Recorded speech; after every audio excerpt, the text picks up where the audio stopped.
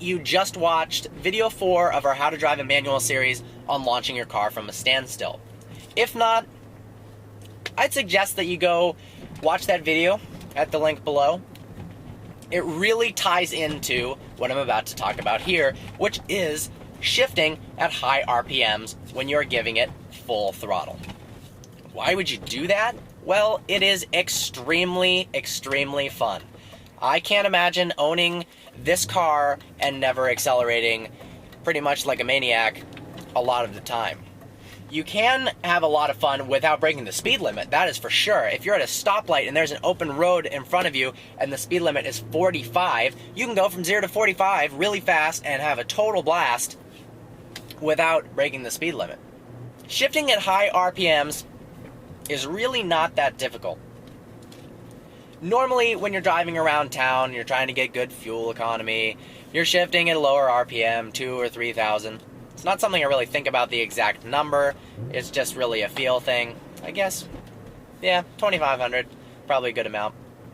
When I'm trying to have some fun, I'm shifting exactly or as close to my car's red line as possible, which in this case is 7,000.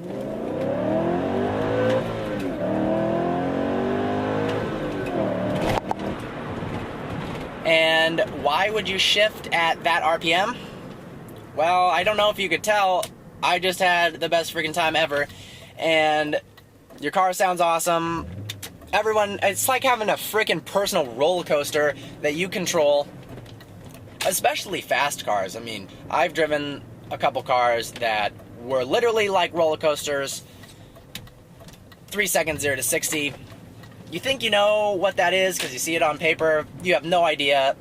Maybe some of you do, maybe some of you have been in cars like that, but it is like just boom, head to the back of the seat, ridiculous neck snapping. But even if your car isn't fast, shifting at red line gets the most out of your car, and you can have more fun.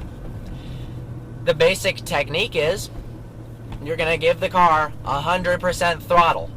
Now, you have to watch my other video from starting from a standstill, because it's not always the case that you give it 100% throttle from 0 miles an hour. That's almost always not the case.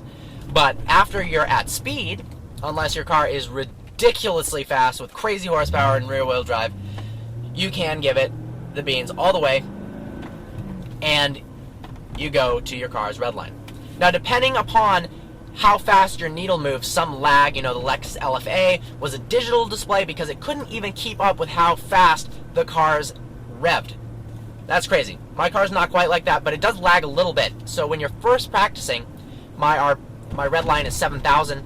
Maybe don't shift right at your red line. Maybe try 6,500 or even 6,000. Now you have to adjust this to your car because it's not likely to be the exact same red line. But just not quite there because you don't want to be bouncing off the rev limiter. So you're going to be full throttle, climbing to that red line, and the first few times it's going to come by so fast and you're going to forget to shift and you're banging off the red line. Whatever, you're learning, okay? It's not ideal for your car, but it's not the complete end of the world.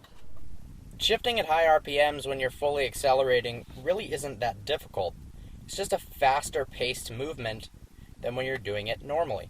So let's say I'm in first gear and you're going at a normal pace, you're going along, like third throttle, shift into second, shift into third, just leisurely. Now when you're at full throttle, your foot is to the floor, and when you're about to hit red line, this depends on how quickly you can react. I usually maybe start shifting about 300 or so RPMs before red line. I'm going to lift up on the gas, push the clutch in all the way, shift gears. As the clutch is coming out, about halfway, right at the bite point, I'm giving it on the gas again, and when I'm all the way out, full throttle again. So let's go through the gears, pretending I'm driving. So I'm going from a standstill, first gear, full throttle, revs are rising. Second gear, full throttle, revs are rising. Third gear, and so forth. Another full throttle shift for you.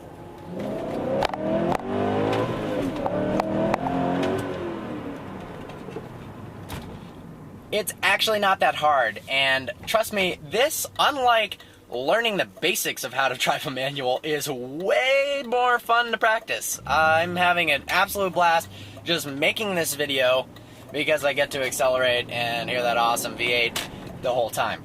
So, with practice, and the good thing about this is once you're competent with driving a manual, you can just be driving around and you don't have to have any special location for this whatsoever because you do it while you're rolling.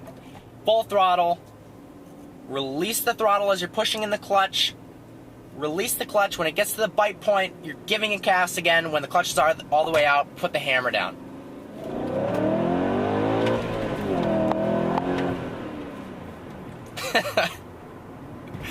Well, I hope you enjoyed this video. This was pretty much one of the most fun videos I've ever made. It's so much fun practicing video 4 and video 5, how to launch from a standstill and how to shift at wide open throttle.